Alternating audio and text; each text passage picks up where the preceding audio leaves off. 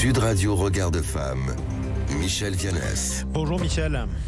Bonjour Jean-Marie. Présidente de l'organisation non gouvernementale Regard de Femme, vous nous parlez d'une histoire absolument épouvantable qui se passe en France, oui, en 2025. Vous revenez sur ce procès de 3 mineurs, j'ai bien dit des mineurs, jugés en ce moment pour des faits de viol et d'agression à caractère antisémite sur une autre mineure de 12 ans, Michel. Oui, c'est le procès de 3 mineurs âgés de 12 et 13 ans au moment des faits, et pour justement des faits d'agression sexuelle, de viol et de violence physique, et tout ceci aggravé par l'antisémitisme sur une adolescente de 12 ans. Et donc c'est en ce moment au tribunal pour enfants de Nanterre, et l'affaire qui est survenue donc il y a un an, le 15 juin 2024 à Courbevoie, a choqué, je dirais, la France entière, vous en souvenez sûrement, en soulevant des questions sur la prise en charge des violences faites aux jeunes filles et de la lutte contre l'antisémitisme. Et la victime, d'ailleurs, ce qui me paraît très important, bien que traumatisée, a choisi d'assister au procès avec l'espoir de comprendre ce qui a conduit ses agresseurs à lui faire subir ce tel calvaire.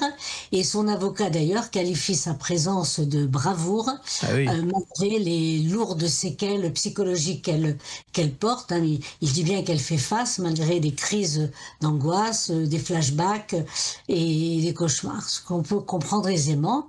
Et je dirais que ce courage montre l'importance de la parole des victimes dans le processus judiciaire. Et d'ailleurs, le procès, bien sûr, se déroule à huis clos, et puis une mesure de protection pour préserver la victime. Et à la demande de ses avocats, les caméras ont toutes été mises au sol lors de son entrée au tribunal afin d'éviter qu'elle ne soit exposée à la presse.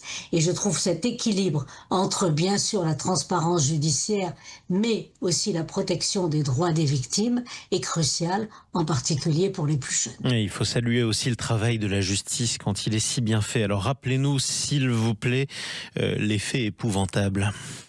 Eh bien, les actes se sont produits dans un local désaffecté de Courbevoie, où la jeune fille a été entraînée, frappée, brûlée, insultée et menacée de mort par 3 adolescents.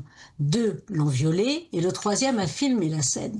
Et la victime, d'ailleurs, connaissait l'un d'entre eux, avec qui elle avait eu une petite amourette, et qui lui reprochait de lui avoir cacher sa religion juive, ce qui souligne l'instrumentalisation de l'antisémitisme dans des comportements violents chez les jeunes. Oui, on parle de mômes de 12 et 13 ans, c'est important d'y revenir. Chose importante aussi, la victime a eu le courage de parler tout de suite, de subir du coup directement des examens médicaux, et c'est ce qui a permis d'enclencher les poursuites de la plus rapide possible des manières.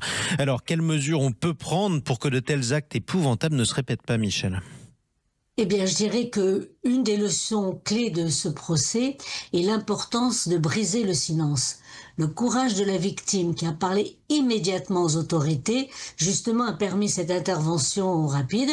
Et son avocat, d'ailleurs, insiste, les victimes, surtout les plus jeunes, doivent pouvoir se confier à leurs parents ou à la police. Et donc ce geste de parler, qui est parfois si difficile, même pour les adultes, les femmes adultes, qui est si difficile à poser, eh bien c'est fondamental pour que la justice puisse être rendue et pour éviter justement que de telles violences ne se répètent.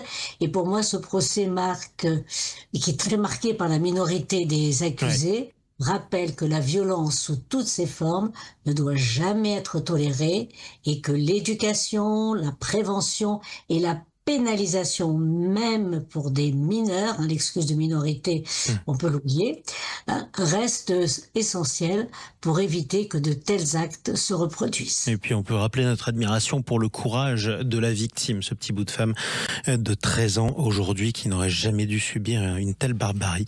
Merci beaucoup Michel Vianès, je rappelle que vous êtes la fondatrice de l'ONG Regard de Femme, à bientôt. Merci Jean-Marie.